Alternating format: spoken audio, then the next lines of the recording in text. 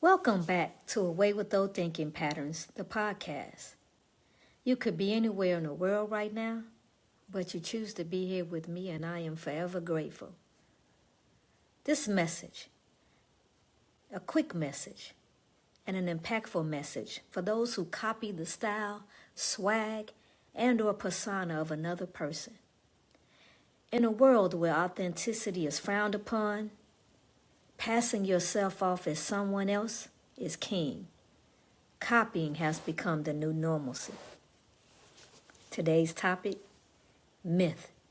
Imitation is the biggest form of flattery.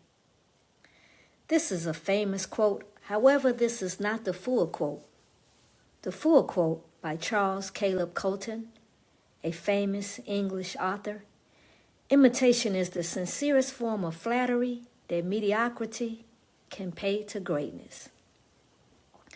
Merriam-Webster defines flattery as the act of or practice of flattery, a compliment, insincere or excessive praise.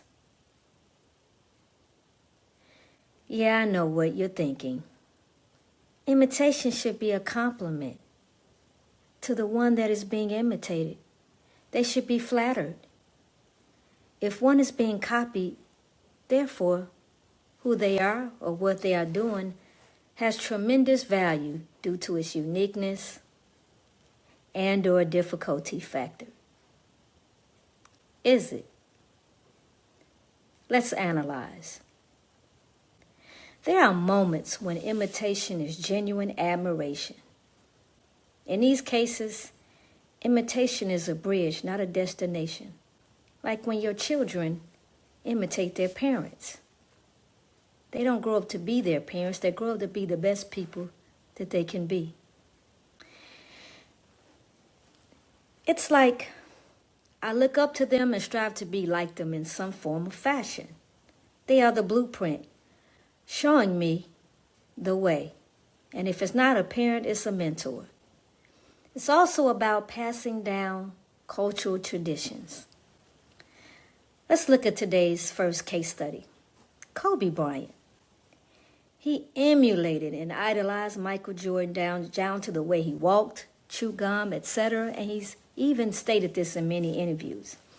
However, Kobe evolved into the great player and icon because he was Kobe and not Michael. The caveat here is he credited Michael Jordan, but yet became the best NBA player that Kobe could be and became legendary. In the business world, imitation is called benchmarking, where companies study another company's success and they go out and imitate it and they duplicate it in the marketplace.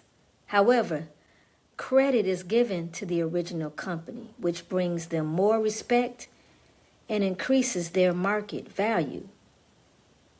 They don't just imitate them or copy, they give them credit.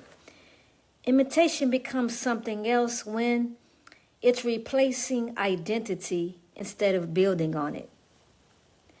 Copying translates to a loss of self. It's not flattery. That's dependency. It lacks acknowledgement. If someone borrows your ideas, styles, or intellectual property and presents it as their own without giving you credit, that's not admiration. That's theft. It's driven by insecurity and or competition. Sometimes imitation can be very strategic. It's for competition.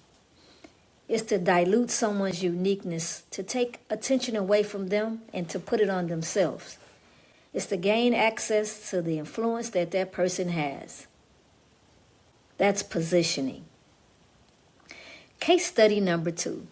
Kevin Hart. He's been publicly accused of stealing a very young and up-and-coming comedian that came out years before him but is not well known. Case study number 3. And Just to back up a little bit, Kevin Hart I've never heard it, or he has never publicly gave credit to that comedian. Number 3, countless amount of individuals who study others just to copy, to imitate them and assume their identity.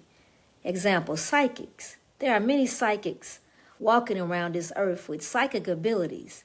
They're often imitated and copied by those who are frauds, just to get attention and admiration and or money. And case study number 4, I will present myself. I'm constantly vilified and copied by the same people who vilified me.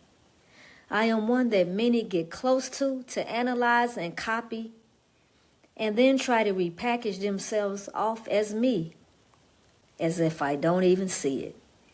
These people will copy out of arrogance with no regard to you or caring to see them or anyone else. This is an act of war. Let's view a deeper psychological lens. Imitation often comes from one of 3 internal states. Curiosity. Wow, I want to learn what they do, what makes them so great. I want to learn it. Then there's insecurity. I don't feel like I'm enough. So I need to be that person because I admire them and look up to them. And then there's the ambitious part. Well, I want what they have, even if that means I have to take it from them. That's not unity, people. That's performance. It's theft. And not only is it theft, it's suicide to the person who imitates.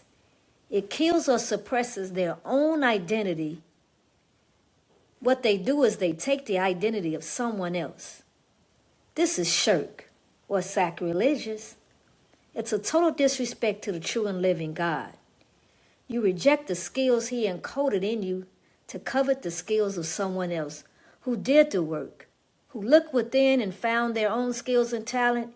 You refuse to do that by just imitating them and trying to take their own. In Scripture, Matthew 25, verses 14 through 30, 3 men were given treasures by God. One buried it, one doubled it, and the last one tripled it. Each man received the reward, except for the one who buried it. He met his demise because he was lazy. He had no faith and felt some entitlement. He didn't care to share that money or to multiply it to share with others. This is what people do when they copy.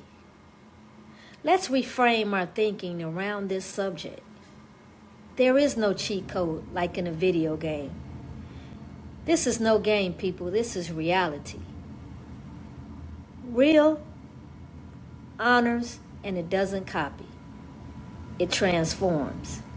It takes inspiration and adds identity. It acknowledges the source, giving credit to the original source. It evolves the idea into something alive. Our last case study. The countless amount of athletes who've experienced deep admiration for Muhammad Ali, like Colin Kaepernick, the football player. He didn't copy Muhammad Ali, by becoming a boxer. He honored him by playing his own sport.